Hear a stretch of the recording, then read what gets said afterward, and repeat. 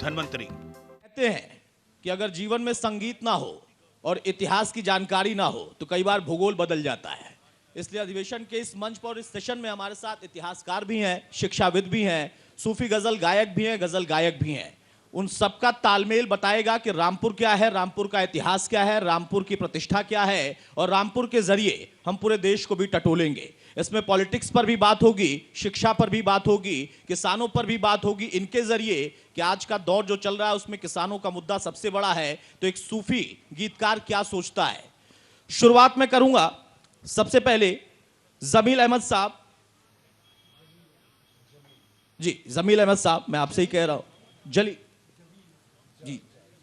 जमील अहमद साहब, मैं यही कह रहा हूं आपसे कि गजल गायकी के जरिए कैसे या सूफियाना अंदाज में कैसे आज के दौर को आप बयां करेंगे, या कोई पुराना अगर वो उसको भी आप गुनगुना सकते हैं, शुरुआत कर सकते हैं, या फिर आज की तारीख के लिए कुछ लिख रखा हो आज के दौर की, शुरुआत वहीं से।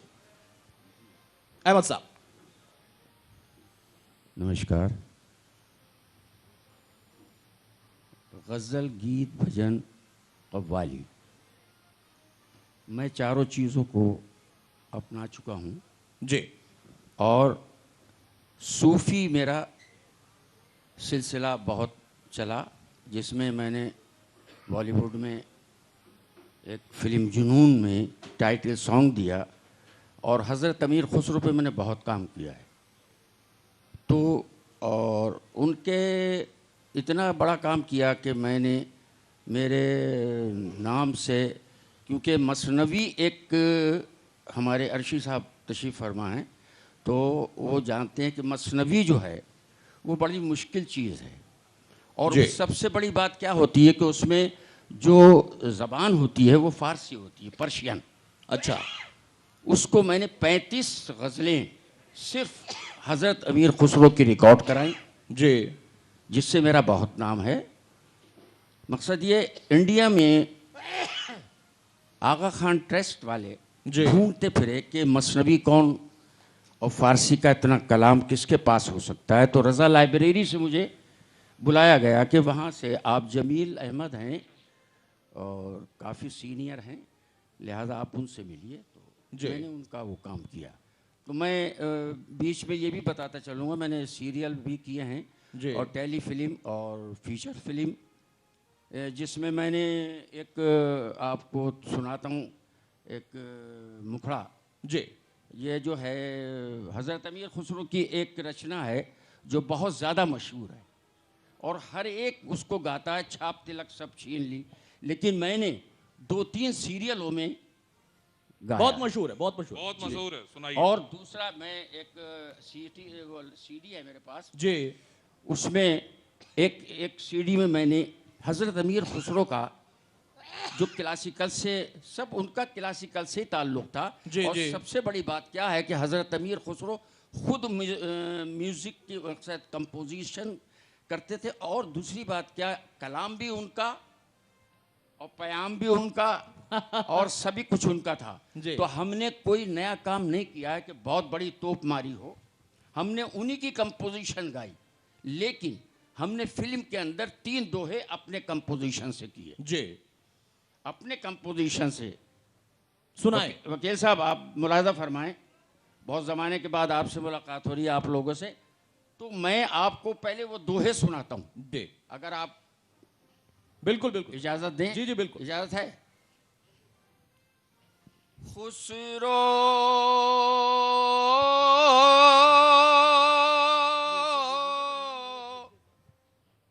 रैन सुहाग की जागी पी के संग, तन मोरा मन पीहू का दो भये एक रंग। वाह वाह। लाली मेरे लाल की, जित देखूं तित लाल। वाह। लाली देखन में चली तो मैं भी हो गई लाल, रैनी चढ़ी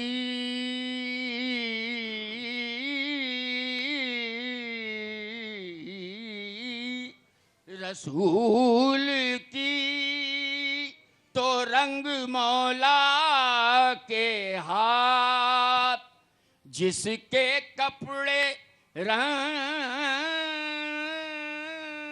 दिए सोवा के धन धन भाव, आज रंग है ए माँ रंग है री, ये रंग है जी। तो ये 9 मिनट का कट है मेरा। अच्छा। 9 मिनट का मैंने ये कट किया और ये 2 है। और पिक्चर स्टार्ट भी मेरे नाम से होती है टाइटल सॉन्ग से, और उसको एंड भी चल खुसरो घर आपने सांझ भई चौदेस, तो वो शशि कपूर वहाँ से चर्च से वापस होते हैं, तो इसी से एंड होती है। जी, शुक्रिया बहुत बहुत। तो बहुत बढ़िया, बहुत शानदार। एक बार जोरदार तालियां हो जाए भाई। शुक्रिया शुक्रिया नवाजिश।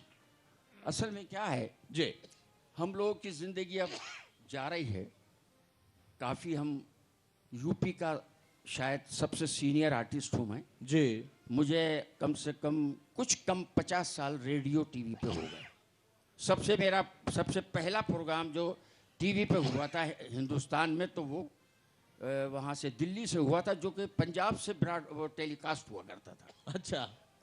और सन 66 में एक मैंने इम्तिहान दिया, फिर मैंने 69 में एक इम्तिहान दिया। उसमें मैं बी हाई से स्टार्ट किया, फिर एक बेला आज मैं इंडिया का टॉप ग्रेड हूँ और प्लेबैक सिंगर भी कुदरत ने कर दिया। सबसे बड़ी बात यह कि यहाँ के नवाब रज़ा अली खां साहब की शागिर्दी वो नाम की थी, मगर नाम जब उनकी छाप लगी तो ये बड़ी बात है कि उससे मुझे बड़ा फैज़ हुआ। मेरे बायोडाटा में सबसे पहले उनका नाम है, उसके बाद मेरे उस्ताद वज़ीर खां साहब, छोटे वज़ीर खां साहब जो टप्पे के माने हुए थे ख्यालात थी, तो उनकी शागिर्दी में रहा। कुछ ले तो नहीं सके, जी लेकिन जी। अब दुनियादारी है, बाल बच्चेदार लोग हैं हम, पैसे कमाते हैं उससे रोटी खाते हैं, मगर नहीं, ये मकाम बिल्कुल हमें- स्वाभाविक है। लेकिन आपने रामपुर की पहचान को दुनिया के स्तर पर पहुंचा दिया है। बहुत लोगों का प्यार आपको मिला है और लगातार मिल रहा है और मिलता ही रहेगा। आपने कहा कि उम्र के पड़ाव पर हैं, लेकिन आप जो छोड़कर जाएंगे उससे नई पीढ़ियां सीखती रहेंगी, कई पीढ़ियां सीखेंगी। अहमद साहब, लेकिन एक चीज़ मैं आपसे जानूंगा, अगला सवाल मेरा होगा आपसे, बाकी मेहमानों के पास मैं आऊँ उसके बाद फिर आपसे ये सवाल ज़रूर लूँगा कि जिस रामपुर को आपने पहचान दी, उस रामपुर की कभी कुछ पहचान हुआ करती थी इसी क्षेत्र में। बहुत बड़े बड़े शायर, गीतकार, उनका भी एक प्रेम था, भाव था, सम्मान था, लगाव था। वो कहाँ खो गया और उसको आपने अपने शब्दों में कैसे बयां किया है, कुछ उस पर लिखा है तो वो भी सुनूंगा। इतिहास की बात कर लेते हैं शौकत अली खान साहब। यहाँ पर जो सवाल है कि एक इतिहास होता है हर इलाके का, हर क्षेत्र का। कुछ चीज़ें सूफियाना अंदाज में बताई हैं अहमद साहब ने। आप इसको कैसे समेट कर आज की इस तारीख में देख रहे हैं? कहां हम पीछे हट गए, कहां हम उस अपने असल इतिहास से वंचित रह गए, या फिर एक नया इतिहास रचता हुआ आप देख रहे हैं जिसमें आपको लगता है कि बहुत अच्छा हो रहा है या शायद नहीं हो रहा है? क्या कहेंगे? तारीख या इतिहास समय की तस्वीर होता है। जी जिस ज़माने में हम जी रहे हैं उस ज़माने में हमारे समाज की क्या आर्थिक स्थिति है, राजनीतिक स्थिति है, क्या सामाजिक स्थिति है, क्या मनमुटाव है, क्या प्रेम है, किस रुख में हम आगे बढ़ रहे हैं, किस में पीछे उठ रहे हैं, इसका मूल्यांकन इतिहास करता है। जी। और इतिहास जो लिखा जाता है वो उस दौर में भी पढ़ा जाता है और उसकी कद्र मंज़लत जो होती है वास्तव में उस समय के निकल जाने के बाद होती है कि हमारा आज हाल कैसा है और हमारा पिछला हाल कैसा था, ये किताब हमें बताती है। तो इस लिहाज से मैं तारीख़ रामपुर या रामपुर का इतिहास हिंदी में अलग है, उर्दू में अलग है। रामपुर को मैंने 2 हिस्सों में बांटकर किया है। रामपुर में यहाँ 11 नवाब गुजरे और आखिरी नवाब रज़ा अली खां थे। जो हिंदुस्तान तो 15 अगस्त 1947 को आज़ाद हो गया था, लेकिन जिस दिन हिंदुस्तान आज़ाद हुआ था रामपुर में कर्फ्यू लगा हुआ था, 300 आदमी जेल में थे और यहाँ पर कोई जश्न आज़ादी नहीं था। इसकी वजह ये थी कि हमारी रामपुर स्टेट ने सन 46 में इंडियन यूनियन में शामिल होने का फैसला कर लिया था, लेकिन रामपुर का वाकई मर्जर 15 मई सन 49 को हुआ, जो 30 मई सन 49 तक चलता रहा। तो रामपुर की नवाबी आखिरी तारीख 30 नवंबर 1949 रही। इसके बाद हिंदुस्तान की आज़ादी में बतौर हम पहले तो सेंट्रली एडमिनिस्ट्रेटेड एरिया थे, फिर हम यूपी का एक ज़िला बने। तो ये एक इतिहास है जो पूरे हिंदुस्तान को नहीं मालूम है। एक ऐसा इतिहास जो हिंदुस्तान, पाकिस्तान, बांग्लादेश, हिंदुस्तान में कहीं नहीं है, वो सिर्फ इस किताब में मिलता है। गांधी जी की एक यादगार जो दिल्ली में है, गांधी जी गैर मुस्लिम थे। रामपुर का आखिरी नवाब रज़ा अली खां मुसलमान था। जब 30 जनवरी सन 48 को महात्मा गांधी की शहादत हुई, तो यहाँ से नवाब रामपुर, उनके ख़ानदान वाले, यहाँ का चीफ मिनिस्टर दिल्ली गए और 10 फरवरी को, जिस दिन के उनकी अस्थियों का विसर्जन होना था, उस समारोह में शामिल हुए और ये कहा कि हमें महात्मा गांधी के, देवदास गांधी के घर गए और वहाँ ये सवाल हुआ कि महात्मा गांधी की अस्थियाँ हमें दे दी जाएं, हम रामपुर लेके जाएंगे। प्रश्न ये था, क्या किसी हिंदू की अर्थियाँ किसी मुसलमान को दी जा सकती हैं? इस पर वहाँ के पंडितों ने और धर्मार्थियों ने हमारे रामपुर के नवाब के साथ जो दरबारी गए थे, पंडित गए थे, जो पुजारी गए थे, उन सबका शास्त्रार्थ हुआ और 18 किलो का कलश 8 धातुओं का बना के नवाब साहब अपनी ट्रेन में ले गए थे। तो वहाँ पर अंतिम तौर से ये तय हुआ कि नहीं, ये अस्थियाँ दे दी जा सकती हैं। जिस दिन नवाब साहब अस्थियाँ लाए, हाथी का जुलूस निकला, गांधी समाधि में उसको रज़ा इंटर कॉलेज के पास वहाँ रखा गया, दीदार के लिए रखा गया और नवाब साहब खुद अपने हाथ से कश्ती में सवार हुए। यहाँ पर रामगंगा या कोसी नदी एक है, उसमें उन्होंने प्रवाह किया और आधी प्रवाह कर दी गई अस्थियाँ और आधी गांधी समाधि के अंदर दफन कर दी गई। आप लोगों को ये भी ताज्जुब होगा कि उस अस्थियों के साथ हिस्ट्री ऑफ रामपुर और हिस्ट्री ऑफ नवाबीन के 2 कैप्सूल अलग अलग दफन किए गए। आपको याद भी होगा कि सन 1884 में इंदिरा गांधी ने, जो प्राइम मिनिस्टर थी हमारी, दिल्ली में भारतवर्ष का इतिहास का कैप्सूल दफन किया। लेकिन हिंदुस्तान में 84 में हुआ, लेकिन रामपुर में ये काम 48 में हो गया। इतना शानदार इतिहास रामपुर का और कुछ किताबों में ही सिमट कर रह गया। इसके लिए भी सवाल होगा मेरा आपसे आगे कि इसका जिम्मेदार फिर कौन रह गया? नवाबी दौर या रजवाड़ा दौर, ये हिंदुस्तान कभी एक नहीं था। कुछ जाती लोगों के पास हो गया था जो बिल्कुल खुद मुख्तार थे, उनके अपने कानून थे, अपनी फौज थी, अपना सिक्का था, अपने वो आखिरी से लेकर अंतिम सब अधिकार उनको प्राप्त होते थे। ये रजवाड़े थे। लेकिन इसके बाद ब्रिटिश इंडिया होती थी, जो कंपनी के या अंग्रेज़ों के तहत होती थी, जहां उनका राज सकता था। लेकिन रजवाड़ों के अंदर, नवाबों के अंदर आखिरी नवाब, आखिरी कानून नवाब का या राजा का होता था। तो इस तरह, जब इस तरह से पूरा हम बटे हुए थे, जब वो बंटवारा ख़त्म हुआ, देश आज़ाद हुआ और फिर ये कतरे जो थे सब समंदर में मिल गए। आज पूरा देश हमारा एक समंदर है, पूरा समाज हमारा एक है। ये बात हमारी देन है कि हम नए युग में दाखिल हुए हैं। खूबसूरती है हमारे देश की, प्रदेश की और रामपुर की। रामपुर। खान साहब, बहुत अच्छी बात आपने बताई। मुमताज़ अर्शी साहब, मैं आपसे जानना चाहूँगा, सर बहुत वरिष्ठ हैं आप, यहाँ पर सवाल ये है कि शिक्षा के तौर पर कहाँ पर हम रह गए? क्योंकि रामपुर का जिक्र होता है तो हो सकता है शायद मेरी बात कुछ लोगों को बुरी भी लगे, अच्छी भी लगे, जो भी हो सकता है। तो पिछले कुछ दिनों में एक जौहर यूनिवर्सिटी को लेकर बहुत चर्चाएं होती थी, लेकिन शिक्षा को लेकर ऐसी बात नहीं होती थी। जौहर यूनिवर्सिटी बनी, बहुत बढ़िया बनी, ठीक है, वो विवाद था, वो पॉलिटिकल मसला है। एक शिक्षाविद के तौर पर उसको आप कैसे देखते हैं? और रामपुर में क्या कुछ वो खास था जिसको हम बड़े व्यापक स्तर पर ले जा सकते थे और ले गए भी, लेकिन कुछ दौर में आते आते वो सब कुछ बंद सा हो गया? रियासत रामपुर बोले बोले आप। बहुत छोटी सी रियासत थी जी। और रियासतों के मुकाबले में, लेकिन यहाँ पर उलूम व फ़नून की जो तरवीज और तरक्की हुई, उस मामले में ये रियासत तमाम रियासतों से हमेशा आगे ही रही। जब ये रियासत कायम हुई और फैज़ुल्लाह खां साहब नवाब हुए तो उन्होंने 2 इदारे बनाए, एक मदरसा आलिया रामपुर जी। और दूसरा लाइब्रेरी, जो अब रज़ा लाइब्रेरी रामपुर कही जाती है। जी। नवाबीन ने जो ये मदरसा कायम किया, वो दिन दूनी रात चौगनी तरक्की करते हुए उसकी पोजीशन ये हो गई कि वो दुनिया भर में मशहूर हुआ और अरब के जो मदारिस थे या आप ही कहिए जो बड़े अदारे थे, उनसे उनका मुकाबला होने लगा। जी।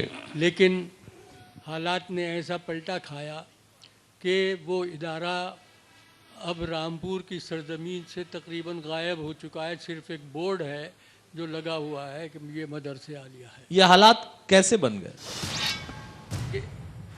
हालात ने पलटा ऐसे कैसे खा लिया, यही तो सवाल है। हालांकि मर्जर पैक्ट में ये बात शामिल थी कि जितने भी इदारे रामपुर में चल रहे हैं, जितने स्कूल चल रहे हैं, मदरसे आलिया चल रहा है, डिग्री कॉलेज चल रहा है, इस सब की जिम्मेदारी सरकार की होगी और सरकार इसको हर हालत में चलाएगी। जी। मदरसे आलिया के साथ एक साजिश कहिए या गलती कहिए सरकार की, वो ये हुई कि मदरसे आलिया को हायर एजुकेशन में जाना चाहिए था। बड़ी बात कह रहे हैं आप, और बड़ी बात कह रहे हैं। इसको लेकर हायर- सवाल उठते रहे और कई बार उसी समाज से लोग कह देते हैं नहीं होना चाहिए। आपने लेकिन शिक्षाविद के तौर पर बड़ी बात कही। हायर एजुकेशन में ये गया भी, इसका जो आप कहें इल्हाक हुआ वो हायर एजुकेशन में ही हुआ, लेकिन दूसरी चाल इसके साथ ये चली गई कि यहाँ के असातिज़ा को वो ग्रेड नहीं मिल सके जो कि हायर एजुकेशन वाले को मिलना चाहिए। वो जाहिर है कि उस वक्त की ये पोजीशन थी कि ट्रेंड स्टाफ नहीं था। जी। आलिम थे लेकिन ट्रेंड नहीं थे, और जो ग्रेड थे वो ट्रेंड वालों को मिलते थे, तो इसको माध्यमिक शिक्षा में दे दिया गया। तो ऑन पेपर ये लोगों को ये मालूम ही नहीं हुआ, यहाँ के सियासियों को भी ये इल्म नहीं हुआ कि ये हायर एजुकेशन इंस्टीट्यूट है, बल्कि इसको तनख्वाहें जो थी वो माध्यमिक शिक्षा से दी जाने लगी। जी। इसलिए ये इदारा माध्यमिक शिक्षा का रह गया और इसकी तरक्की जैसी होना चाहिए थी बाधित हो गई, वो नहीं हुई। लेकिन दूसरा इदारा जिसको हम रज़ा लाइब्रेरी रामपुर कहते हैं, ये आज तक कायम है और इसकी मिसाल आप ये समझ लें कि दुनिया में बहुत कम ऐसी लाइब्रेरी हैं जो मिसाल के तौर पे इसके सामने पेश की जा सके। बिल्कुल। लेकिन एक नया जो विश्वविद्यालय बना, आप उसको मिसाल नहीं मानते हैं? देखिए अभी तो चूंकि वो विवादित है। हाँ।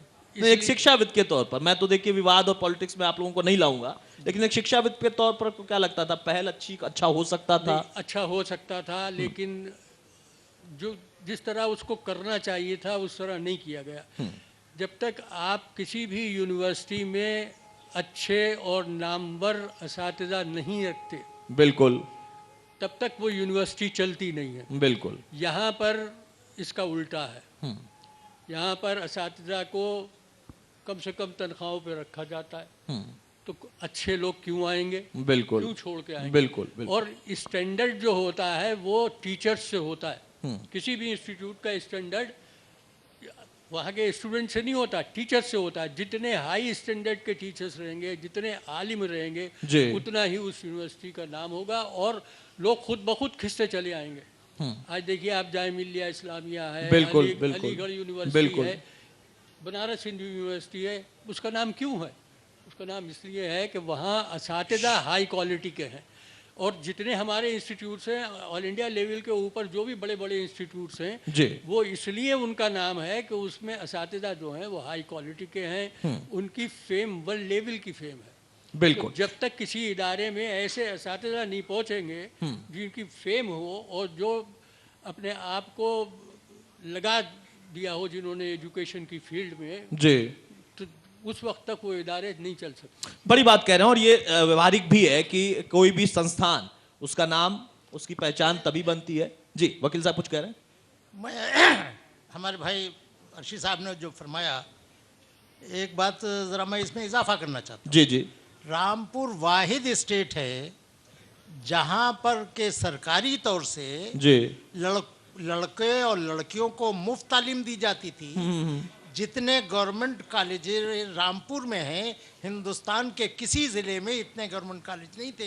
क्योंकि जो कॉलेज खुलता था उसका सारा खर्चा स्टाफ का, पढ़ाई का स्टेट करती थी। और जब रामपुर से बाहर जाने की ज़रूरत होती थी मेडिकल के लिए, LLB के लिए या इंजीनियरिंग के लिए या IAS के लिए, तो स्टेट के खर्चे से भेजे जाते थे।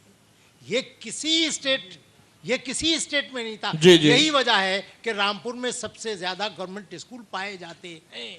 जी, चलिए, पाए जाते हैं और भी उसमें बढ़ोतरी हो। और जैसा हाँ, कहा अर्शी साहब ने कि कहां पर कमी रह गई, हुए उस पर हैं। भी गौर फरमाया होता अगर हुए। नुमाइंदों ने हमारे, तो बहुत शायद हुए। और बेहतर होता। बहुत हुए जी। हैं प्राइवेट। शखावत हुसैन साहब, कुछ गजल गायकी आपके जरिए। और जैसा हमारे साथ अहमद साहब हैं, आपका क्या अलग अंदाज है और उसमें रामपुर के लिए क्या अलग पहचान आपने बनाई, कैसे उसको स्थापित करने की कोशिश की, इस मंच से जरा आप गुनगुनाएं।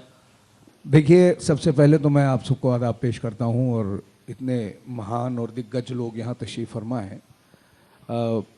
बोलने के लिए तो बहुत कुछ है, लेकिन वक्त की कमी को भी मद्देनजर बिल्कुल, रखा बिल्कुल। जाएगा। पहले तो मैं ये अर्ज़ कर दूं कि अल्हम्दुलिल्लाह मुझे फ़ख्र है इस बात का कि मैं रामपुर में पैदा हुआ हूँ। वाह।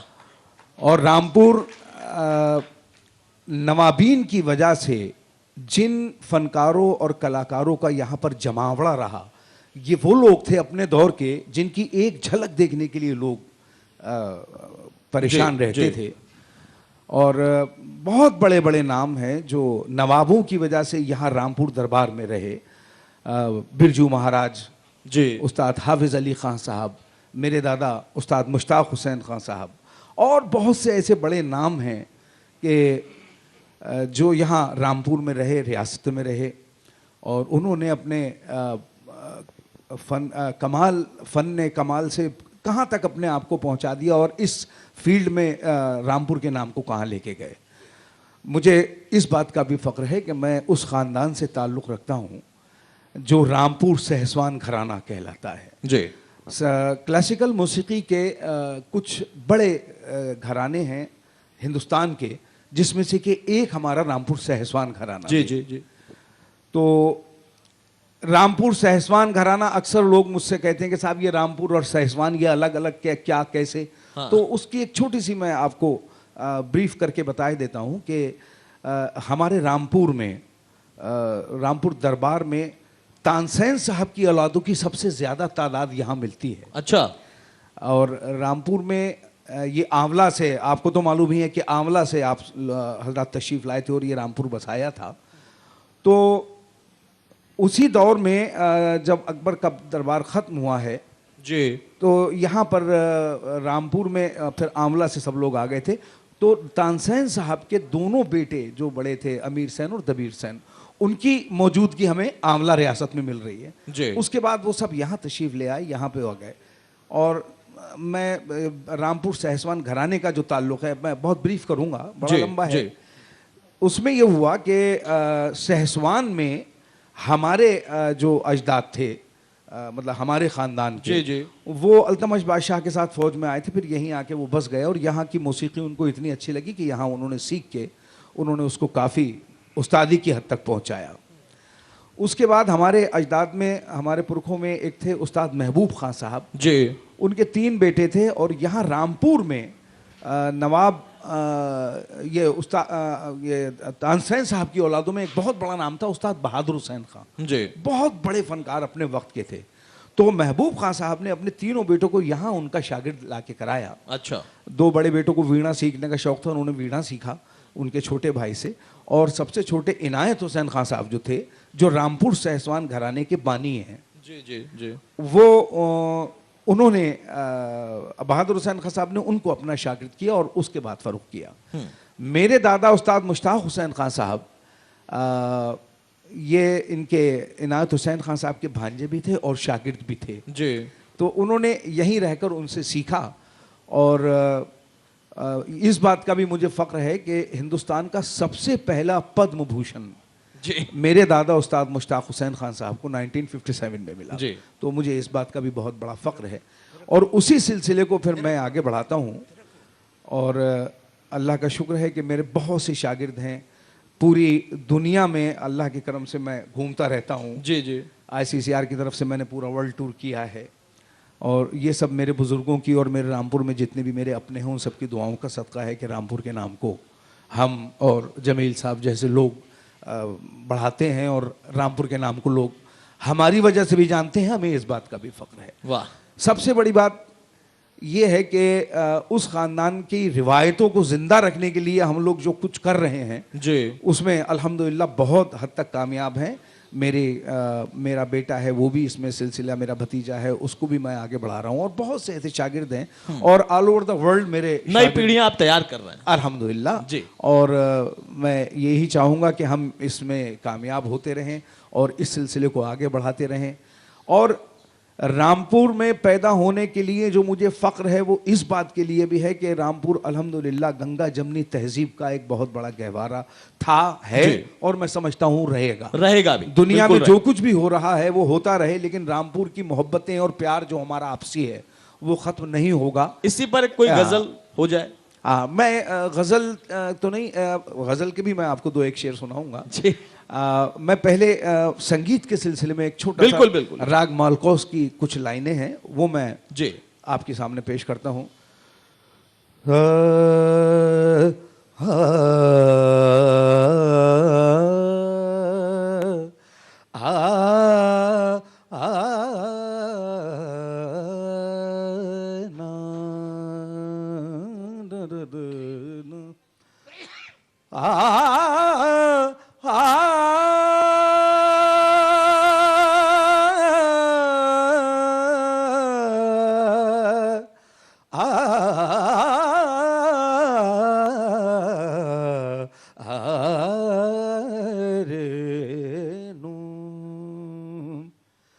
प्यार नहीं है जिसको सुर से, प्यार नहीं है जिसको सुर से, वो मूर्ख इंसान नहीं है, वो मूर्ख इंसान नहीं है, प्यार नहीं है जिसको सुर से। एक शेर सुना देता हूं जी।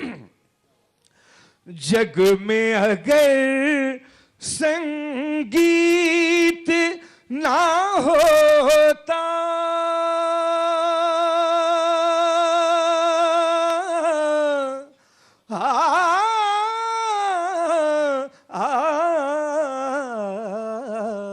जग में अगर संगीत ना होता, कोई किसी का मीत ना होता, कोई किसी का मीत ना होता। ये एहसान है 7 सुरों का के दुनिया वीरान नहीं है, प्यार नहीं है जिसको सुर से। भाई तालियां हो जाए इसी बीच में जल्दी से। Thank you। एक छोटा सा शेर और जी, है, जी, वो बिल्कुल, जरूरी इरशाद, है, इरशाद। इसलिए मैं पेश कर रहा हूं। सुर इंसान बना देता है,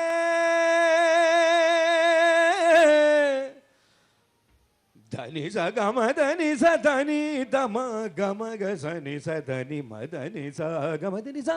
सुर इंसान बना देता है, सुर भगवान मिला देता है, सुर भगवान मिला देता है।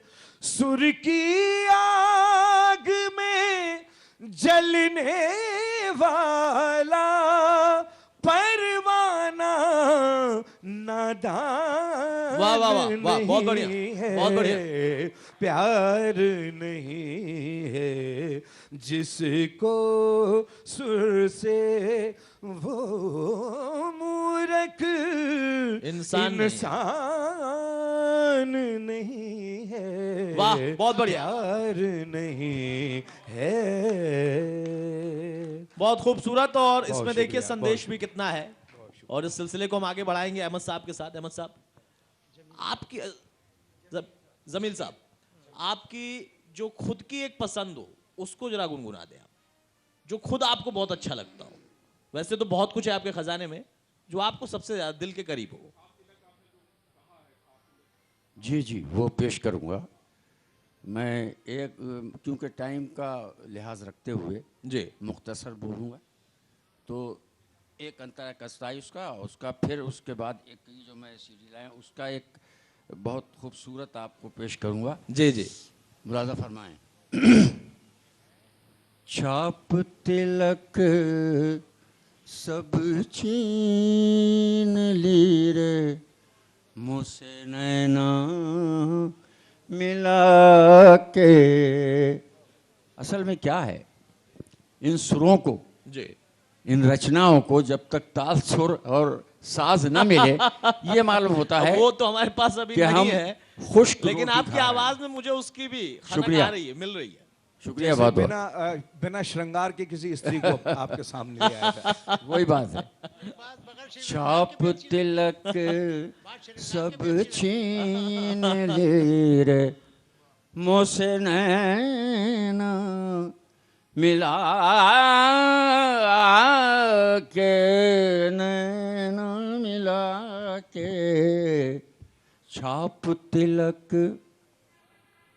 मुलाजा फरमाएं कि देखन गई थी बजरिया, वहां शाह निजाम से लड़ गई नजरिया, मुँह से नैना मिला के, नैना मिला के। हरी हरी चूड़ियाँ, ये शेर मैंने पहले यूं कहा कि इसको मैं थोड़ा सा आपके सामने रखूंगा। जी, जी, जी। और अर्शी साहब और शौकत साहब बैठे हैं, उनके सामने मैं क्या बोलूं। मुलाजा फरमाएं। हरी हरी चूड़ियाँ गोरी गोरी बहियाँ,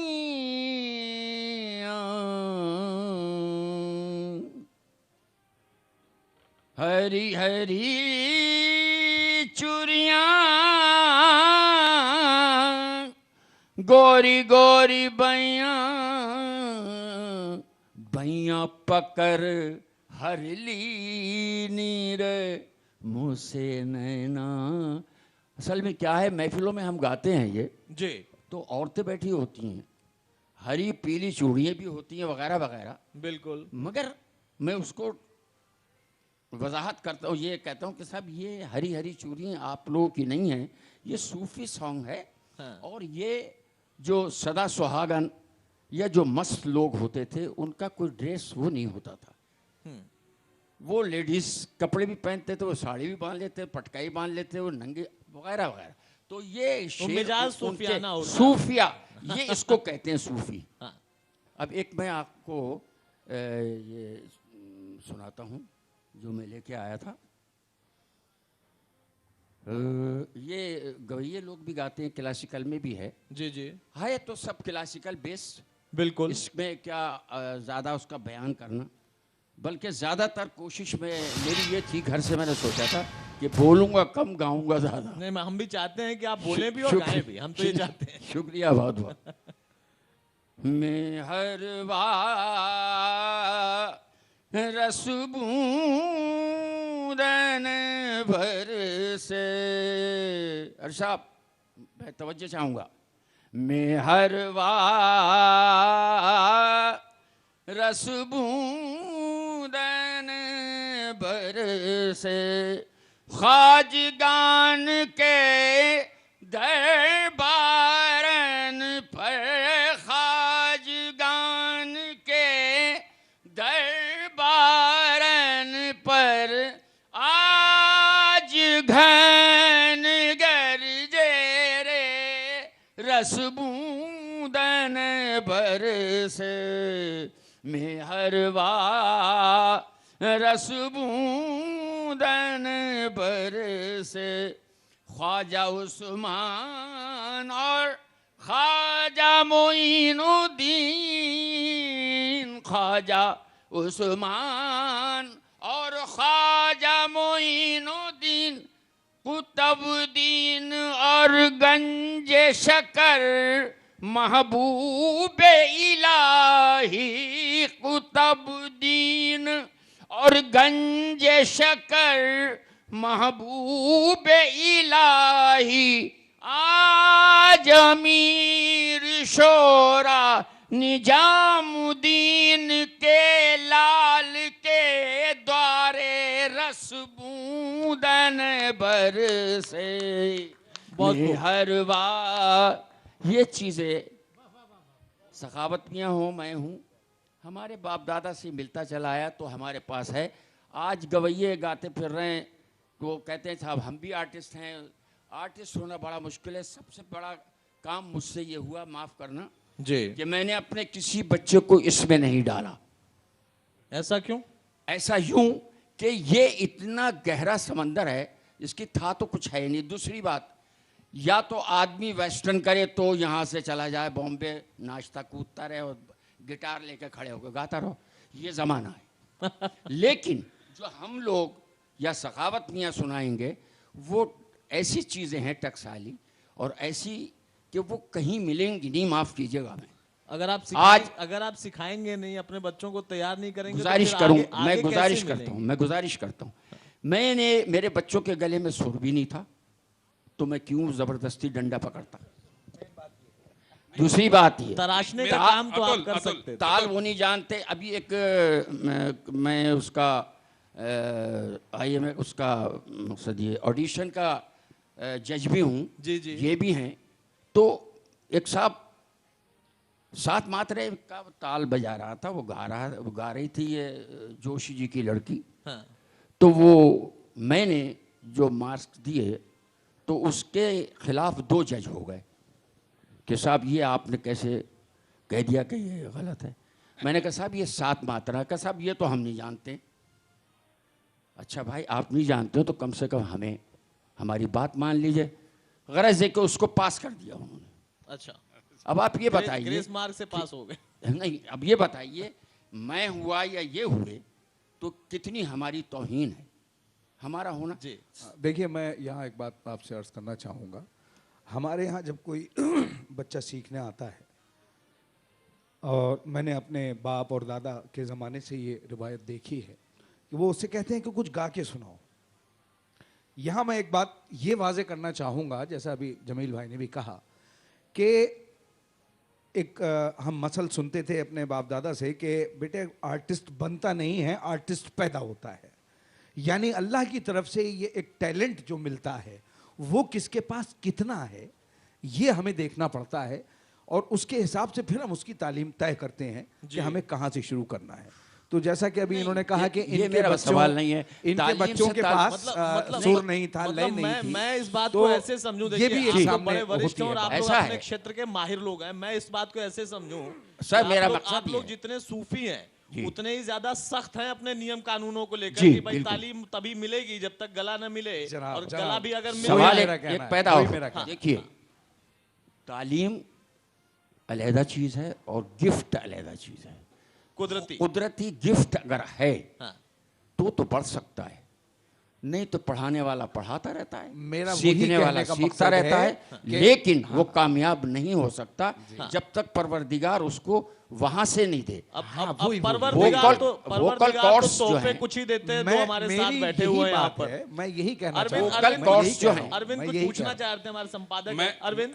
मैं यही पूछना चाह फरमाएं। रहा था कि रामपुर जो घराना है या जो बातें मैं आपकी सुन रहा हूँ, इतनी गहराई है उसमें, इतने सारे रंग हैं। मैं समझता हूँ कि इतने सारे रंग तो आपको प्रदेश में बहुत कम जगहों पे देखने को मिलेंगे।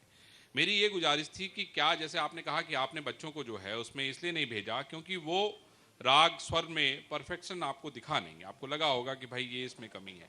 लेकिन मेरा ये कहना है कि रामपुर, पूरे रामपुर की अगर हम बात करें, पूरे रामपुर में बहुत सारे ऐसे लोग रहे होंगे, क्योंकि ये तो पानी की बात हो रही है। पानी ऐसा है जो अपने आप में बहुत सारी चीज़ें, कहते हैं ना कि भाई ये यहाँ का पानी कुछ अलग सा है। तो मैं आपसे कहना चाहता हूँ कि क्या आपके पास कुछ ऐसे लोग भी आते हैं जो ये इच्छा रखते हैं कि नहीं मैं आपसे सीखना चाहता हूँ? क्या आपके मन में भी ये इच्छा होती होगी कि नहीं, आपने जो मुकाम हासिल किया है पूरी दुनिया में, ये बातें ये एक पीढ़ी से दूसरी पीढ़ी में जाए और ये जो सिलसिला है वो चलता रहे? मेरे मन में सवाल यही था और इसका मैं जवाब आपसे चाहूँगा। आपकी बात दुरुस्त है। सवाल ये है कि हमारे इस छोटे से रामपुर में जो इनका ख़ानदान या मेरा ख़ानदान है वो तो इसको कायम कर सका, लेकिन आज के शागिर्दों में इतनी वुसअत और इतनी तहजीब, इतना अखलाक, इतना अदब नहीं है। लेकिन फिर भी मैं भी थोड़ा सा सिखाता हूँ। ये इनके ज़्यादा शागिर्द हैं, लेकिन मैं थोड़ा सा क्यों सिखाता हूँ कि मैं ये देखता हूँ जहाँ पे लड़की लड़के में कुछ टैलेंट्स हैं तो मैं कहता हूँ यहाँ मेहनत करेंगे तो हमारा दिमाग भी सही रहेगा। लेकिन यहाँ अब कुछ रहा नहीं। वैसे तो मैं आपसे गुजारिश करता हूँ कि यहाँ पे उस्ताद लोग जितने थे वो सब गुजर चुके। हालांकि जी। उस्ताद अमजद अली खां साहब के वालिद यहाँ रहे, कोई ऐसा नहीं है दुनिया और हिंदुस्तान का जो यहाँ नहीं रहा। लेकिन क्योंकि यहाँ रोज़ी और छोटा सा शहर था तो यहाँ के उस्तादों को पाल नहीं सके नवाबों के बाद, इसलिए हमें परेशानी यह है कि हम रोटी कहाँ से खाएंगे, हम अपने बच्चों को पालेंगे कहाँ से। वो रामपुर नहीं बल्कि कुदरत ने ये किया कि हमारे थोड़ा बहुत फिल्म में जाने से, रेडियो पे गाने से, टीवी पे गाने से हमारा थोड़ा सा नाम हुआ तो हम मुल्क के बाहर भी गए। जी, जी। अभी हम फ्रांस होके आए वगैरह वगैरह। ये क्या बताने कोई खास बात नहीं है, वहाँ कोई सुनने वाले तो होते नहीं है। हिंदुस्तान से अच्छी नहीं है। गुस्ताखी माफ हो, जमील लेकिन भाई, मैं ये जी। चाहता हूँ और मेरी ये खुद की ये सोच है फरमाएं। कि बदलते दौर में कुछ तो बदलना चाहिए, तो थोड़े से अपने नियम आप लोग बदल दीजिए, सरल कर दीजिए, कुछ फ्यूजन के साथ ही सिखा दीजिए। मैं आपसे कहता हूँ कि अगर मैंने बच्चों को मैं तो अपने बच्चों पे बात कर रहा हूँ। जी जी। मैंने अपने बच्चों को देखा कि ताल सुर उनका सही नहीं था तो मैं अपना टाइम वेस्ट क्यों करता, मैं अपना टाइम खराब क्यों करता। मैंने अपने आप को बढ़ाने की कोशिश जमील की। भाई मतलब आप अकेले ही गुनगुनाएं। एक बात और सुनिए। जी। इस वक्त हमारी उम्र जो है लगभग 75 से ऊपर चली गई है। जी जी, समझे आप बात? मैं समझ रहा हूँ। और आज के जो जनरेशन है उसकी शायद उम्र अल्लाह ताला बढ़ाए तो बढ़ाए, लेकिन नहीं है। क्योंकि हमारी माँ हमें सुबह को 5 बादाम 5 मुनक्के पीस के दिया करती थी। हमारे उस्ताद आते थे वो रियाज को दोपहर में, सिपहर में, रात के 12 बजे आते थे। अब ये बच्चे में कहाँ है कि रात के 12 बजे उसे उठाया जाए, नहीं हो सकता। जमील तो भाई, हम ये चाहते थे मैं कि कुछ अब कहना जो चाहता हूं। हमारी उम्र है हम समझे थे अब कि क्लासिकल हो या लाइट हो ये म्यूजिक है क्या चीज। हाँ। तो अब हमारी उम्र जा रही है। हमारे तो सीखने की अभी तक हम अपने बारे में कह सकते, लेकिन हमें कोई टैलेंट रामपुर में नहीं मिला। और जो भी मिला वो इतना नमक हराम मिला कि उसने हमारा नाम बदनाम किया और चोटते हैं यहाँ। मैं कुछ कहना चाहता हूँ, मैं कुछ कहना चाहता हूँ, मैं कुछ कहना चाहता हूँ। बोले बोले। देखिए ऐसा है, आपकी तमाम बातें बिल्कुल सही हैं कि सब कुछ ठीक है, लेकिन ये भी हमारी जिम्मेदारी बनती है कि जो टैलेंट्स हैं और जो सीखना चाहते हैं, जो आगे आना चाहते हैं, क्या हमारा फर्ज ये नहीं बनता कि हम उनको सिखाएं और आगे लेके जाएं? तो हमारी ये जिम्मेदारी है और आपकी भी है कि जो आए, नहीं सुनिए मेरी बात, जो लोग आके और सीखना चाहते हैं, वाकई उनको सीखने की ललक है, जुनून है, जोश है, थोड़े हमारा थोड़े फर्ज बहुत बनता अगर है, इधर उधर सुर हैं तो उनको तो ला ये सकते हमारा हैं। फर्ज बनता है कि हम उनको सिखाएं और मुझे- उनको मुझे- आगे। मेरे पास मुझे- अल्लाह का शुक्र है बहुत से मुझे- ऐसे स्टूडेंट्स मुझे हैं, ऐसे मेरे बहुत सारे नसीरुद्दीन शाह शागिर्द दिखाई दे हैं रहे हैं जो यहाँ पर, चाहते इसलिए हैं कि वो सीखें। मैं पहले इसलिए कहा, इसलिए क्योंकि अभी मैंने एक वेब सीरीज देखी थी, बंदिश। ये हमारी जिम्मेदारी है और हम उसको पूरा कर रहे कुछ हैं। ऐसा ही अंदाज था कि गंडा बंधन तब करूंगा, सिखाऊंगा, तब अपने बेटे तक को नहीं सिखाया। तो सब कुछ दिख रहा है मुझे यहाँ पे, वो सीरीज मेरे एकदम आंखों के सामने चल रही है कि हाँ, मेरे नियम फादर ही ने रहेंगे। मेरे गंडा बांधा था जबकि हाँ, मैं उनका बेटा तो था। गंडा बंधन तभी गंडा होगा बंधन जब तक सुर होंगे, और उन्होंने सुर किया आजकल था। मिल नहीं बिल्कुल रहे हैं। सही। कुदरती अगर नहीं आ पा रहा है देखिए तो साहब, ऐसा है, ये हमारी जिम्मेदारी है ये- और हम इससे मुंह नहीं मोड़ मैं सकते। गुजारिश करता हूँ, जी जी मैं इतनी ऐसी बात कहने जा रहा हूँ, बस शौकत साहब प्लीज मेरी बात समझें। मैं वो इंसान हूँ, बड़ी बात नहीं कहता हूँ। ये हमारे प्रधान बैठे हुए हैं, प्रधान जी बैठे हैं, और हमारे ये दोस्त आप बैठे हैं, सब ये मुझे जानते हैं। आज तक आप बता दीजिए, आप बता दीजिए, आप बता दीजिए कि मैंने कहीं भी प्रोग्राम किया तो अपने दोस्तों से ये नहीं कहा कि मैं टॉप ग्रेड हूँ, मेरी फीस ये है। जी ये आप सब लोग बता सकते हैं आज तक। नहीं बड़प्पन और है आप। किसी एक बात, मैं मुख्तसर लोगों को छांट के सिखाता हूँ, जी जी और जो गरीब होता है उससे एक पैसा नहीं लेता हूँ। बड़ी बात है। मोहल्ले में जो लड़की सीखती है उससे पैसा नहीं लेता हूँ, उनका हक है। लिहाजा अब सवाल ये पैदा, जो कमाना चाहते हैं जिससे, उनको मैं सिखाना नहीं चाहता। क्यों कि ना तो वो उनके यहाँ इज्जत है, ना उनके पास पैसा है। 420 है, तो मैं चाहता हूँ कि उनको सिखाऊं ना जिनको ज़रूरत है, चाहे ऐसा हो ना हो। तो मेरे यहाँ ये ज़रूर है, मैं आपकी बात से बिल्कुल सहमत हूं। आपका भी हक ये बनता है कि आप जिसको सिखाएं वो आपके साथ पूरी तरह से ईमानदार हो, और कुदरती गिफ्ट ना हो, कुदरती तोहफा उसके पास गले में भले ना हो, लेकिन कम से कम नियत की एक बात अगर हो तो उस पर तो आप कुछ काम कर सकते हैं, तराश सकते हैं। इतना आप कर भी रहे हैं। बिल्कुल करेंगे। वकील साहब, मैं तो आप दोनों की गुफ्तगू से लुत्फानंदोज हो रहा था। एक जुमला मेरी जुबान पर आ गया जो मैं कहना चाहता हूँ, वो एडिटर साहब जरा सुन ले। कि अजमत कहते हैं ग्रेटनेस को। कुछ लोग अजीम पैदा होते हैं, कुछ लोग अपनी ताकत से, अपनी सलाहियत से अजमत हासिल कर लेते हैं, और कुछ लोगों पे अजमत थोप दी जाती है। ये मेरे दोनों लोग अजमत थोपना नहीं चाहते, पैदा पैदा चाहते। बहुत बढ़िया, बहुत शुक्रिया। अर्शी साहब, शिक्षा पे हम जाएं तो बड़ा एक, जैसे ही शिक्षाविद शब्द आता है तो बहुत सारे लोग ऐसे कि बड़ी धीर गंभीर बातें होंगी भाई, और इतनी बड़ी बड़ी ऐसी क्लिष्ट बातें हो जाएंगी, मतलब कि वो बाउंसर ऊपर से, जैसे जनाब सिखाते हैं तो आजकल के बच्चों के बाउंसर हो जाता है, तो वो सिखाना ही उन्होंने बहुत सख्त नियम बना रखे हैं। ये हमारे अपने बहुत मतलब खास एक तोहफे थे, ये शख्सियतें या इनके पहले की जिनसे इन्होंने सीखा, उस घराने को आगे बढ़ाया, बहुत लोगों को उसके साथ जोड़ा भी, वो रामपुर की एक बड़ी पहचान बन सकती थी। उसमें भी आपको नहीं लगता कि एक शिक्षा के तौर पर भी सिर्फ हम ये ना कहें कि हाँ वो जो विषय हैं जिनसे हमें प्रोफेशनल कुछ ज्ञान मिलता है, या फिर जो ट्रेडिशनल एक चला आ रहा है परंपरागत कि हमें ये पढ़ाना है नहीं पढ़ाना है, अगर इन चीज़ों को हम शिक्षा से उस तरह से ऐड कर पाए होते तो उसका कितना बड़ा सिनेरियो, कितना बड़ा कैनवस हो जाता, जो कि नहीं बन पाया। और उसका कारण क्या लगता है आपको? ये तकलीफ क्यों है, ये टीस क्यों है? अच्छी बात तो मैं ये कहूँगा कि जैसा जमील भाई ने फरमाया जी, कि जितने भी कलाकार, जितने फनकार जी, जो रियासत के ज़माने में यहाँ जिनको तरक्की मिली, उसकी वजह क्या थी? जी, उसकी वजह ये थी कि उनको रोज़ी रोटी की फ़िक्र नहीं थी, जी, उनको सरकार की तरफ से वज़ाइफ मिला करते थे। वो मतलब इस बात की उनको चिंता नहीं थी, चिंता नहीं थी उन्हें, चिंता नहीं वो थी अपनी कि- रियाज में लगे रहे। हाँ, रियाज में लगे रहे।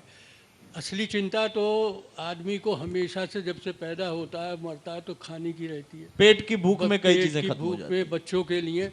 तो इन चीज़ों को उलूम फ़नून को बढ़ाने के लिए जो नवाबीन ने रामपुर ने अपना ख़जाना खुला रखा, अपने दिल को हमेशा बड़ा रखा, उसकी वजह से यहाँ पे न सिर्फ ये कि जैसे आपने सुना रामपुर घराना म्यूज़िक में जी या रामपुर की को कहा जाता है उर्दू शायरी का तीसरा स्कूल, जी उसकी वजह यही थी। एक शायर थे मुनीर शिको आबादी, परेशान थे, रोज़गार से परेशान थे, तो उन्होंने एक ख़त लिखा मंजूम नवाब रामपुर को जी और उसमें एक शेर आखिर में लिखा कि जाएं कहाँ मुनीर नहीं कोई कदरदां, हाँ, जाए कहाँ मुनीर नहीं कोई कद्दां। शर्मिंदा हम हैं अपने कमालों के सामने। क्या बात, क्या बात, वाह वाह वाह वाह वाह वाह। और वो नवाब साहब को भेजा, हाँ नवाब साहब ने उनका जवाब वैसे ही दिया उसमें, और क्या लिखा हाँ कि नाजिम नवाब साहब का तखल्लुस था, जी जी नाजिम मुनीर आए यहाँ हाँ हम हैं कदरदां, बहुत बढ़िया। नाजिम मुनीर आए यहाँ हम हम हैं हैं कदरदां। कदरदां, शर्मिंदा क्यों हैं अपने कमालों के सामने। वाह वाह वाह वाह। कमाल पर शर्मिंदा नहीं होना चाहिए, बिल्कुल नहीं होना चाहिए। चुनाचे मुनीर शुका आबादी रामपुर आ गए, नवाब साहब ने उनको वजीफा दिया और वो यहाँ रहे और खुशहाल रहे। लेकिन बाद में लोग शर्मिंदा ही होते चले गए। वो लोग जिनका मैं जिक्र कर रहा हूँ, जिनकी जिम्मेदारी थी कि ऐसे लोगों को रियाज में मस्त रहने देते, अपनी जिम्मेदारी निभा अपनी लेते। जिम्मेदारी उनसे नहीं निभी, इसीलिए अब लगता है कि अभी भी कोई स्कोप बचा है इस क्षेत्र से, अगर हम जोड़ें एजुकेशन को कला क्षेत्र से? मेरे ख्याल से तो नहीं। नहीं, अब- बिल्कुल हाँ, बिल्कुल निराशाजनक। मामला बदल गया है बिल्कुल। नवाबों का ही शिक्षा दौर से- लाना पड़ेगा लगता है। खान साहब देखिए, जी, जी, नवाबों जी, पैसे वालों की कमी आज भी नहीं है, बिल्कुल बिल्कुल लेकिन न दिल उतना बड़ा है न रुचि जिसे कहते हैं, इस बिल्कुल बात को है। बिल्कुल बिल्कुल। सबसे बड़ी बात यही सबसे है। बड़ी बात ये है, पैसा तो शायद बहुत ज्यादा उनसे भी हो उनसे सकता भी है, ज्यादा होगा, है, लेकिन वो दिल नहीं। वो दिल नहीं है, बिल्कुल। उन दिलों की जरूरत है। हाँ साहब, इतिहास के नजरिए से तो हमने बहुत कुछ देखा और आपने बताया भी, लेकिन अब यहाँ पर सवाल ये है कि आज के दौर को कैसे आप देख रहे हैं और इसका इतिहास क्या कहेगा? आज का दौर, और ये जो घराने हैं, ये जो हमारी शख्सियतें हैं, इतनी अजीम शख्सियतें हैं, ये क्या वाकई इतिहास बन के रह जाएंगी? जैसा निराशा बिल्कुल अर्शी साहब ने जाहिर कर दिया कि लगता इनको तो व्यक्तिगत नहीं लगता नहीं, है। ऐसा नहीं है। हाँ आप लोग हिंदी के स्वर्ण काल से वाकिफ होंगे, जी जब इस मुल्क पर उर्दू और फारसी का गलबा था, दिल्ली में मुसलमान हुकूमतें थी, तो हिंदी को लोगों ने अपनी जान से ज़्यादा अजीज समझकर जी। उसे घरों में पाला और वो किताबें दी सूरदास ने, तुलसीदास ने और जायसी ने और फलाने ने, कि आज जीती जब तक ये दुनिया जिंदा रहेगी वो किताबें जिंदा रहेंगी। वाह, जब इल्म पर एक हमला होता है जी तो जो सच्चा कलाकार है वो कोने में बैठकर रियाज करता है। आज के दौर में सबसे बड़ी कमी ये है कि हमारा ग्लोबलाइजेशन हो गया है, हमारे यहाँ लाफ्टर चैनल आ गए हैं, हमारे यहाँ कवि सम्मेलन आ गए हैं जिसमें कविता कम लतीफ़े ज़्यादा सुनाए जाते हैं। आजकल तो पॉलिटिक्स भी लतीफे वाली ही हो गई है। सियासत पैसा उनके पास बहुत है, हाँ। लेकिन म्यार को गिराना पड़ता है, अपने अदब को गिराना पड़ता है। ये जो कमी आ गई है, इसको आप रोक नहीं सकते, ये एक वक्त का मिजाज है। लेकिन जो सच्चा अदब है वो एक काल के लिए नहीं होता, जी, जी। वो हर काल के लिए होता है। और सच्चा अदब यहाँ महफिलों में गिना नहीं तरतीब दिया जाता है और नहीं उसकी तख्लीक होती है, वो सिर्फ घरों पर बैठकर या बाशऊर लोगों के अंदर, समझदार लोगों के अंदर जो सुनाया जाता है वो होता है। जो व्हाट्सएप पे जो आजकल आप तारीफें सुनते हैं, ये हवा के झोंके हैं, कभी आए कभी गए, कभी आए कभी गए, इनकी कोई महत्व नहीं है। हाँ। लेकिन जो सच्चा कवि है, जो सच्चा नस्र निकाल है, उर्दू में जो इन्होंने बताया मेरे दोस्त अर्शी साहब ने, कि सारा काम जी शायरी पर ही मुनसिर है। शोरा को ही अदीब समझा जाता है, शोरा को ही काबिल समझा जाता है, शोरा को ही सब कुछ समझा जाता है, लेकिन नहीं, वो एक शेर कह के बेगम हो जाते हैं, उन्हें कोई बात नहीं। लेकिन नस्र लिखना, गद्य लिखना, प्रोज लिखना इंतहाई मुश्किल काम है और इस रामपुर को ये फ़ख्र हासिल है कि बहुत बड़े कलाकार पड़े। सिर्फ आपकी जानकारी के लिए बता रहा हूँ और कुछ नहीं। नहीं नहीं, बिल्कुल बिल्कुल। सिर्फ आपकी जानकारी के जी, लिए जी। कि रामपुर को ये शर्फ हासिल है कि उसने 3 कांग्रेस के सदर, 3 हिंदुस्तान के वे जंग आज़ादी के सिपाही पैदा किए। एक मौलाना अबुल कलाम, वही मौलाना मोहम्मद अली जौहर, जी जो यहाँ से पैदा हुए और सन 23 में कांग्रेस के सदर बनाए गए। दूसरे हकीम अजमल खां साहब को दिल्ली से बतौर सरकारी तबीब बुलाया गया था। जी। वो यहाँ पर उनका इंतकाल भी हुआ, लेकिन जंग आज़ादी के ज़माने में महात्मा गांधी सबसे ज़्यादा, नेहरू और तमाम लोगों से ज़्यादा उन पर हकीम अजमल खां पर भरोसा करते थे। अजमल खां भी कांग्रेस के सदर बनाए गए। जी जी। तो एक दूसरे सदर ये हुआ। मौलाना अबुल कलाम आज़ाद रामपुर से पहला इलेक्शन लड़े और वजीर तालीम बने, और सन 40 में जो सबसे ज्यादा गंभीर था वो कांग्रेस के सदर 6 साल सदर रहे। तो रामपुर को ये फख्र है कि जंग आज़ादी के 3 सुरमा मौलाना मोहम्मद अली जौहर, अबुल कलाम आज़ाद और मौलाना मोहम्मद वही हकीम अजमल खां, ये रामपुर की देन है। और रजा लाइब्रेरी के अंदर हकीम अजमल खां बतौर फख्र करने को लेकर बहुत कुछ है रामपुर के, बहुत कुछ है। बहुत लेकिन दुख इस बात का है कि कई चीजें ऐसी रह गई जिस पे आज अफसोस होता है। मैं अब आप लोगों की बहुत बात की पीढ़ी का, लेकिन मुझे भी बड़ी तकलीफ होती है, वो आपका क्षेत्र हो, जनाब का क्षेत्र हो, और फनकार हमारे साथ हैं, कि बहुत फख्र करने की चीजें थी लेकिन वो तकलीफ में रह गई। आए आइए आइए भाई शाहिद नियाजी साहब हमारे साथ आ गए हैं, बहुत जल्दी से आते ही कव्वाली सुना दीजिए फौरन। है माइक वहां पे, एक कव्वाली जो आपकी अपनी पसंद की और आज के दौर में फिट बैठ जाए तो इससे बेहतर कुछ है नहीं। अरे अतुल, थोड़ा सांस ले लेने देते नियाजी साहब को। हम नहीं कव्वाली वाले कभी सांस नहीं लेते हैं, तो एक के बाद सिलसिला चलता ही रहता है। ये तो सांसें बांध देते हैं लोगों की। इनकी सांसें एक्स्ट्रा होती हैं, आप फिक्र ना करें। नवाजी मैं शुक्रगुजार हूँ सभी नाजरीन का, यो और आपके हुक्म की तामील को मद्देनज़र रखते हुए कि आपने सब कुछ बयान कर चुके हैं आप, लेकिन ये कि आपके ऊपर कुछ नहीं किया। तो ऐसा था कि मैं पहले एक शेर नज़र कर दूं। जी इरशाद इरशाद। तो अभी मेरे साथ शाहनवाज साहब थे, जो मैंने उनको सुनाया। हमारे रामपुर के सागर जिलानी एक बहुत बड़े मशहूर शायर थे। जी जी। हाँ, आप तो सभी के दोस्त हैं साहब, आप तो हमारे रामपुर की मशहूर शख्सियतों में से शुमार होते हैं आप।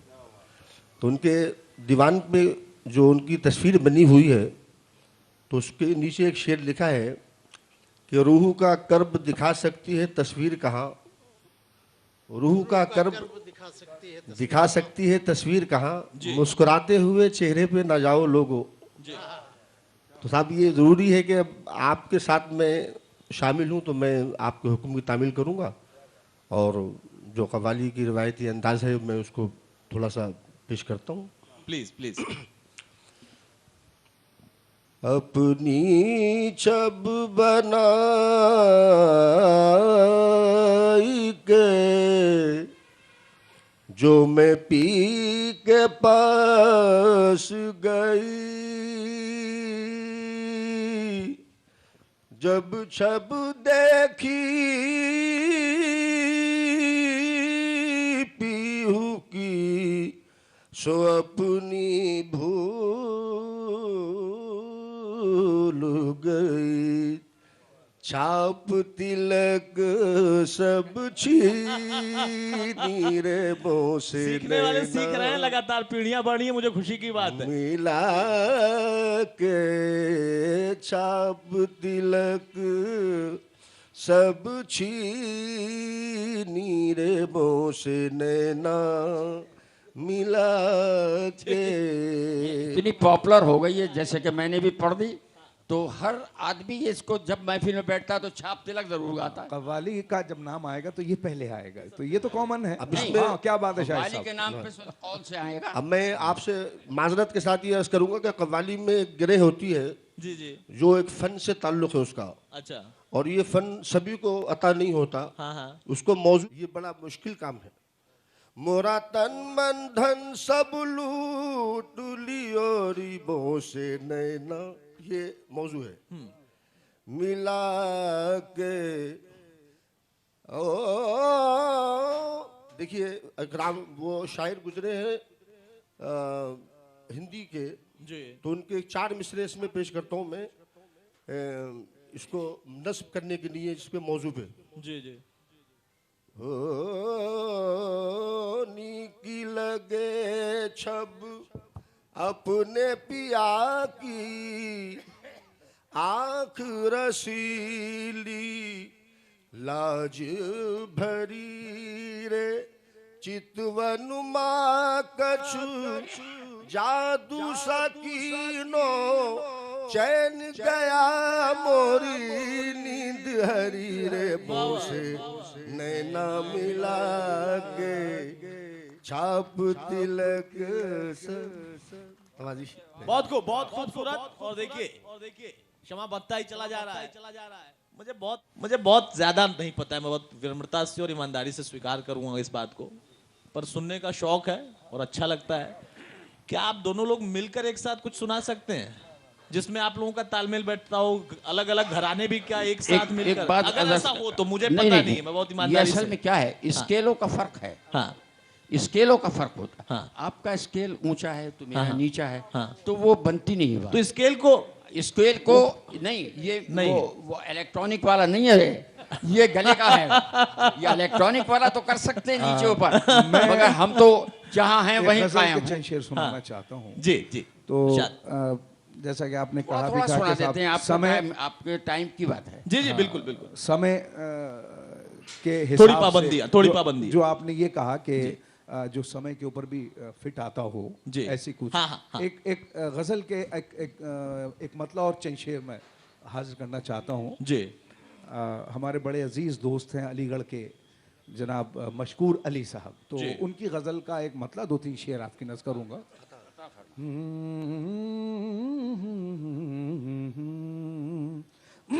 पहले कता मैं पेश करूँगा। जी जी बिल्कुल। हो नजर नजर में उतरना कमाल होता है, नफस नफस में बिखरना कमाल होता है। वाह। बुलंदियों पे पहुंचना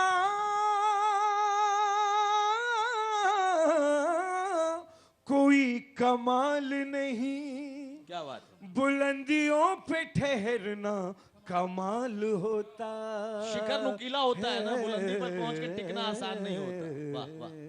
गजल का मतलब और 2-3 शेर। ये तो किया के सब पे भरोसा नहीं किया हो, ये तो किया के सब पे भरोसा नहीं किया, लेकिन किसी के साथ में धोखा नहीं किया। वाह वाह वाह, बहुत बढ़िया। तालियां भाई, तालियां, शेर पर तालियां। लेकिन किसी के साथ में धोखा नहीं किया हो, ये तो किया के सब पे भरोसा नहीं किया।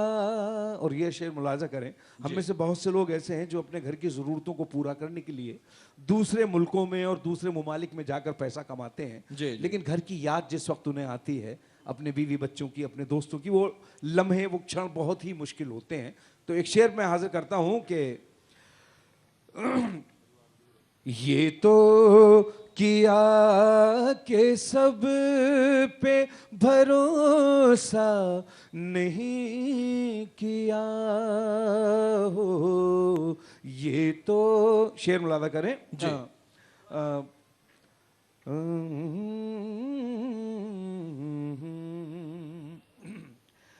घर से बुला के लाई है घर की जरूरतें, घर से बुला के लाई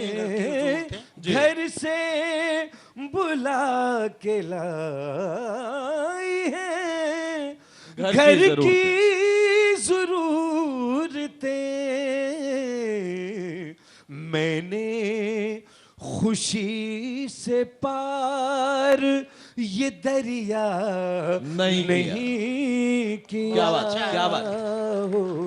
और आखिरी शेर मख्ता सुना रहा हूं, वैसे तो कई शेर हैं जी जी। मशकूर मैंने उम्र गरीबी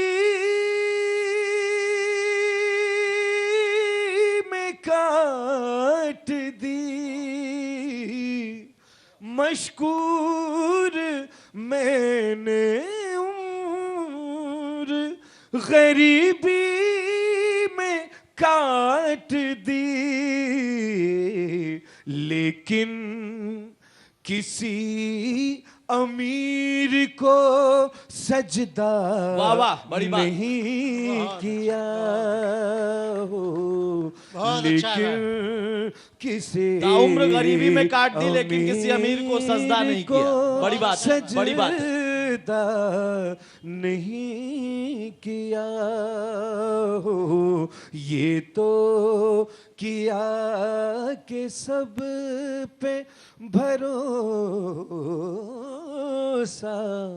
नहीं किया। वाह वाह वाह। थैंक यू वेरी मच, बहुत शुक्रिया। गोयल साहब, बहुत कम समय है, थोड़ी बंदिश है। मैं चाहूंगा कि अब यहाँ पर आखिरी इस सत्र का समापन आप अपने 2-3 मिनट तो होंगे। चलिए 3 मिनट सर, बिल्कुल आपने कह दिया 3 मिनट। गजल, क्योंकि गजल के नाम पे आपने अनाउंसमेंट किया था, मगर मैं नहीं सुना चुका। मैं आपको दूसरे रंग में अपने मैं गुजारिश करूंगा कि गजल जो है मेरी, बल्कि यूं कहिए कि मेरी कुछ गज़लें ऐसी हैं जो रेडियो टीवी से ब्रॉडकास्ट होती हैं। उसमें एक जिगर मुरादाबादी की ये जानकर मिन जुमला खासान है, वो भी कंपोजिशन मेरा, सभी गाते हैं। और एक गज़ल मैंने, अर्शी साहब, एक गज़ल मैंने गालिब की और एक दाग की जी, मिर्ज़ा दाग की गज़ल, दोनों रदीफ काफ़िये दोनों के एक हैं। तो ये मेरे अक्सर ये टेलीकास्ट होती है, उसको मैं चाहूँगा कि आपके सामने रखूं। ये न थी हमारी किस्मत के विसाल यार होता, ये न थी हमारी किस्मत के विसाल यार होता, अगर और जीते रहते यही इंतजार होता, ये ना। अब मतलब दूसरा मिर्जा दाग का सुने, मुलादा फरमाए। अजब अपना हाल होता जो विसाल यार होता, कभी जान सदके होती, कभी दिल निसार होता, ये न थी हमारी किस्मत। गला सुबह सुबह आपने बुला लिया, बड़ा खराब था। नहीं बहुत सुर आ रहा है जनाब, बहुत हमारी और आपकी दोनों की इज्जत रह गई। बड़ा शुक्रगुजार हूँ कि आपने हम लोगों को, हमारी पब्लिसिटी तो बहुत कम है, नहीं नहीं इस जनाब, सूरत से आप हो लोगों गई की- आप लोगों बहुत की बड़ी वजह से बात। हम लोग यहाँ पर, और आप कह रहे हैं गला खराब है और तब ये आवाज है। साहब वो असल में क्या है, थोड़ा बहुत सही असल- होता तो न जाने क्या बड़ा होता। तभी सहारा मैं समझ होता है। गया, तभी मैं समझ गया कि आप कह रहे हैं कि मैं सिखाऊंगा नहीं, आजकल काबिलियत ही नहीं बची। साहब वो क्या बताऊं, मैं बड़ा कड़वा आदमी हूँ, ये इसलिए मैं बहुत कह गया। ईमानदार शख्सियत है आप तो, बड़ा दिलचस्प। जी खान साहब, सिर्फ आदम है। बिल्कुल सर, आदर, बिल्कुल आदर। सर, बिल्कुल सर, बिल्कुल। मैं सिर्फ इसी बात पर, आपने जमाने का ये बताया कि माहौल कहाँ से कहाँ जा रहा है, हाँ। सिर्फ एक बात कह के अपनी बात। जी जी बिल्कुल फरमाएं। बिल्कुल। माइक क्या क्लोज हमारे सेक्रेटरी साहब कहाँ गए, आपका एडिटर साहब कहाँ गए? हाँ यही आप ही के लिए कह रहा हूँ। चंद्रशेखर जी मेरे प्राइम मिनिस्टर जो थे वो बहुत करीब के थे। वो प्राइम मिनिस्टर हो गए, फिर हट गए। और तो बड़े लोगों- अलहदा इंसान थे, अलग ही इंसान थे वो, अलग ही अलग इंसान थे वो। वो मैं उस पर नहीं जा रहा हूँ, उनकी बात सामीन को और आप तक पहुंचाना चाहता हूँ। तो उनसे पूछा किसी ने कि साहब ये आपकी जो विजय प्राइम मिनिस्टर बने बहुत जल्द हट गए।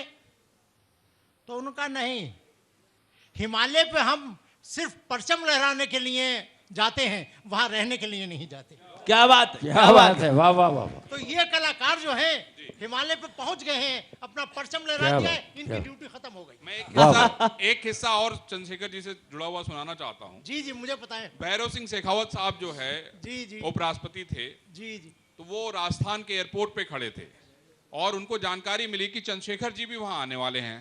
तो भैरव सिंह शेखावत साहब बहुत गुटखा खाते थे, तो चंद्रशेखर जी ने उनसे वादा लिया था कि आप गुटखा खाएंगे नहीं। उस समय उन्होंने, जैसे उनको पता चला कि अरे चंद्रशेखर जी आने वाले हैं, तो उन्होंने तुरंत अपने पॉकेट में से वो सारा गुटखा निकाला और उस समय प्रधानमंत्री नरेंद्र मोदी प्रधानमंत्री नहीं थे, कार्यकर्ता थे भारतीय जनता। उन्होंने कहा कि तुम ये सारा गुटखा पहले अपने जेब में रखो। बोले अरे ऐसा क्या हो गया?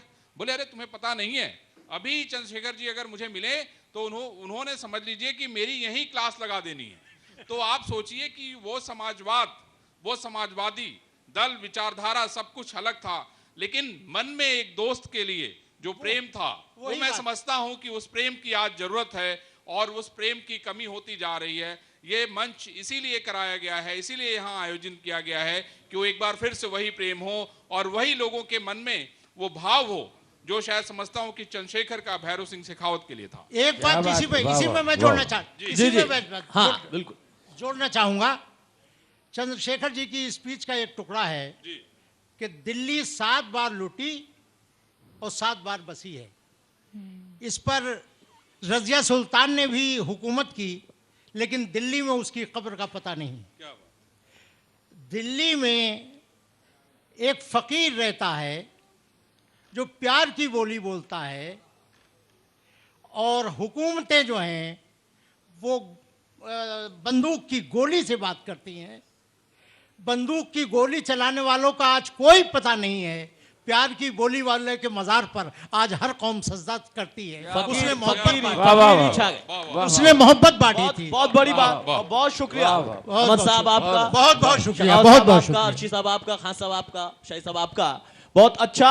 देखिए किस तरीके से इस सत्र में हमने कई कलेवर देखे और ऐसी शख्सियतें हमारे बीच में हैं जिनसे शायद अगर हम चर्चा करने बैठ जाएं तो न जाने कितने शेर आएंगे, न जाने कितने गीत आएंगे, गजल होगी, सूफी अंदाज होगा, कव्वाली होगी, शिक्षा के अलग अलग आयाम का पता चलेगा, कमियां क्या रह गई उसके बारे में भी चर्चा होती रहेगी। तो मुझे लगता है 2-3 दिन रामपुर में मुझे रहना पड़ेगा, लेकिन समय कम है, इसलिए अभी इसे यहीं पर समाप्त करते हैं। रंजना।